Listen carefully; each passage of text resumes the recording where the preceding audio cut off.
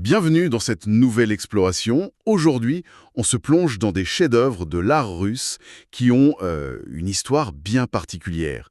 À leur époque, ils ont été rejetés, censurés et ont même provoqué de véritables scandales. Oui, tout à fait. Notre source est assez unique, puisqu'il s'agit d'une analyse proposée par la galerie Tretiakov elle-même qui nous ouvre un peu les coulisses de sa propre collection. L'idée, c'est de comprendre comment des œuvres qui nous semblent iconiques aujourd'hui ont pu déchaîner les passions et comment la vision d'un seul homme, le collectionneur Pavel Tretiakov, a permis de les préserver. Et c'est une histoire qui va bien au-delà de la simple anecdote sur des tableaux controversés. Ce qu'on va examiner ensemble, c'est la construction même d'un canon artistique. Pavel Tretiakov n'était pas un simple acheteur qui décorait ses murs. C'était un visionnaire, presque un parieur. Il misait sur des œuvres que l'establishment, l'académie, la censure, parfois le public, rejetaient violemment. Quand on parle de canon artistique, on parle en fait de ceux qui décident quelles œuvres entrent dans l'histoire et lesquelles sont oubliées, c'est bien ça, l'espèce de club VIP de l'art. Exactement, c'est le club très fermé des œuvres jugées importantes. Et ce qui est fascinant avec Tretiakov, c'est qu'il a décidé de créer ses propres règles d'admission, souvent à contre-courant total des goûts de son époque. La question qui va nous guider, c'est donc qu'est-ce qui fait un chef-d'œuvre et comment cette perception peut-elle basculer aussi radicalement avec le temps. Alors allons-y, plongeons directement dans le premier grand scandale, celui qui touche à la foi et à la morale. On commence avec une œuvre qui a provoqué un tollé général, la procession religieuse rurale à Pâques de Vassili Perov. Pour qu'on s'imagine bien la scène, c'est assez saisissant. On a un prêtre qui a l'air complètement ivre, qui dévale un porche en tenant la croix presque comme une arme. Autour de lui, c'est le chaos, des icônes portées de travers, des gens qui titubent. C'est une image très dure. C'est une charge, oui. Et elle a été perçue comme telle. Le tableau a été jugé indécent par l'Académie des Beaux-Arts avant même d'être terminé, juste sur la base des esquisses. Une fois exposé, la censure ecclésiastique l'a fait retirer en moins de 24 heures. Ah oui, quand même. Les critiques de l'époque l'ont accusé de se complaire dans la fange morale, de ne montrer que le pire de la virus. C'était vu comme une œuvre anticléricale, antichrétienne, bref, une provocation. À première vue, on pourrait croire que c'est juste une caricature, une attaque frontale contre le clergé. Est-ce qu'on risque de passer à côté de l'essentiel si on s'arrête là? On passe à côté du plus important. C'est là qu'il faut vraiment regarder les détails, au-delà du choc initial. Oui, il y a la déchéance, mais si on regarde bien, on voit aussi des figures très dignes, comme ces jeunes choristes au regard grave qui suivent la procession. Et surtout, il y a un détail capital. Au centre géométrique exact de la composition, il y a une bannière qui représente l'œil de la Providence, cet œil dans un triangle. D'accord. C'est le symbole du regard de Dieu qui voit tout. Perov suggère qu'au-delà de la corruption des hommes, il y a une justice divine supérieure, un espoir de rédemption. Il ne fait pas que dénoncer, il pose une question morale bien plus profonde. Et c'est là que Tretiakov intervient. Acheter ça à l'époque, c'était prendre un risque énorme, hein. D'indépendance. Il montre qu'il n'est affilié ni à l'Académie, ni au censeur, et qu'il se fie à son propre jugement. Il est d'ailleurs soutenu par des esprits libres comme l'écrivain Fyodor Dostoïevski, qui a tout de suite vu le génie de Perov. Ah oui? Cet achat a assu sa réputation de collectionneur qui n'a pas peur de la controverse. Il ne cherche pas le consensus, il cherche la vérité de l'art. Restons dans le domaine religieux, mais avec une controverse d'une toute autre nature. On passe au Christ dans le désert d'Ivan Kramskoï. Ici, le problème n'est pas le blasphème, mais une ambiguïté qui a totalement dérouté les contemporains.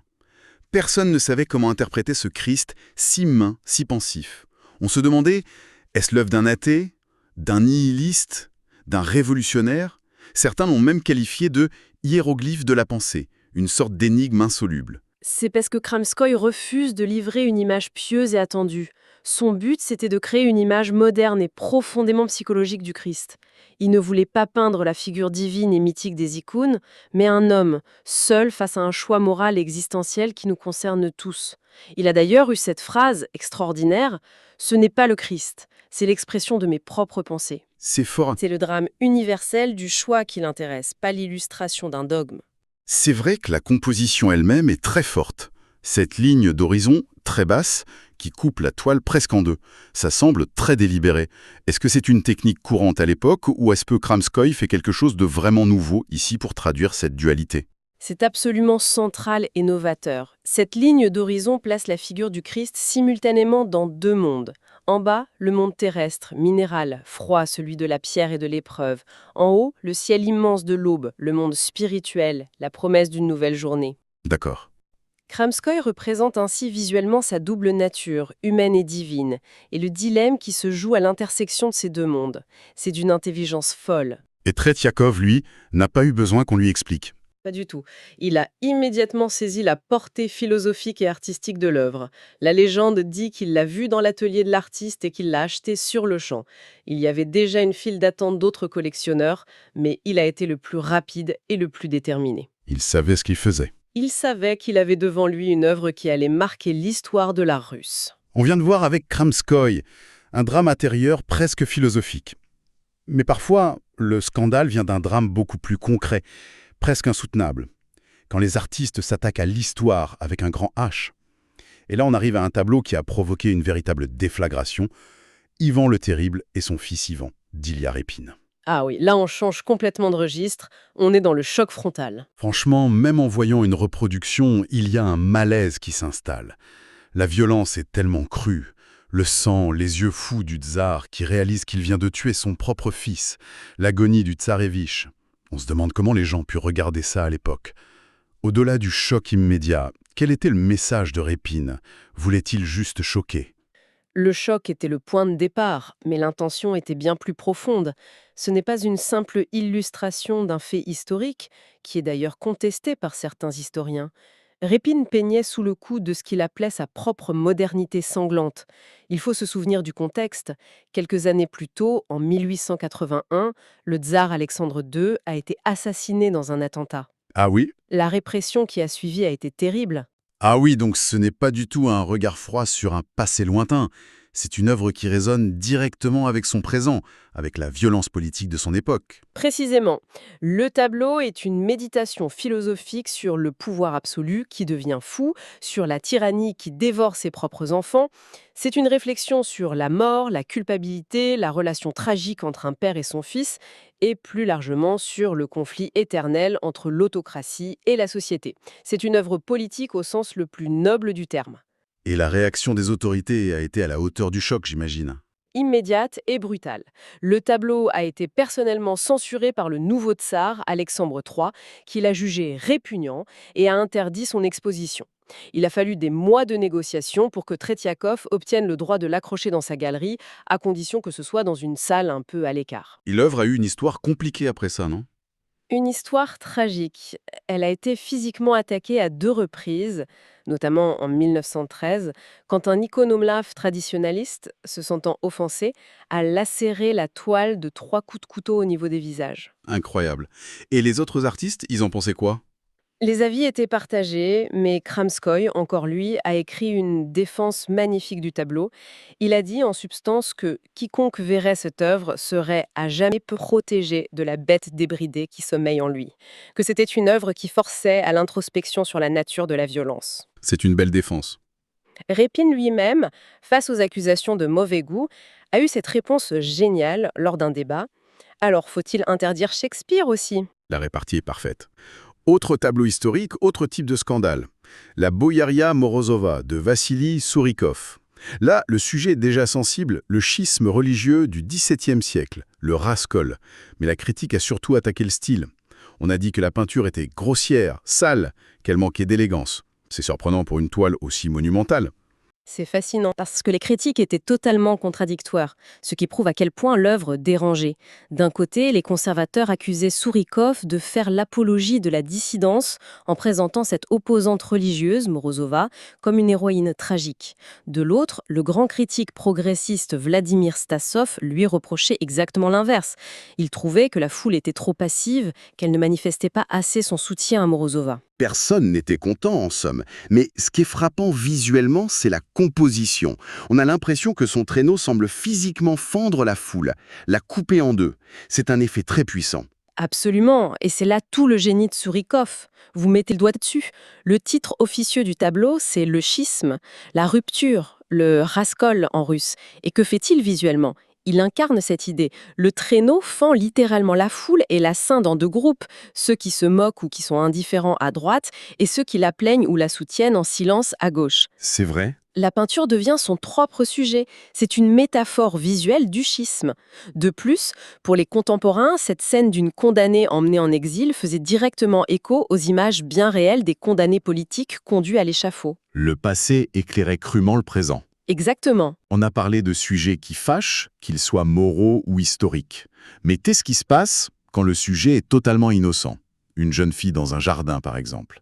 Mais que c'est la manière de peindre qui devient le vrai scandale. On arrive à Jeune fille éclairée par le soleil de Valentin Serov. Oui, un cas d'école. Aujourd'hui, on voit une scène lumineuse, pleine de vie et de joie. On a du mal à imaginer que ça ait pu choquer qui que ce soit. C'est ça qui est fou. Alors pourquoi l'ancienne génération d'artistes a qualifié cette merveille de barbouillage à la française? Pour le comprendre, il faut se souvenir de ce qu'était la Russe juste avant.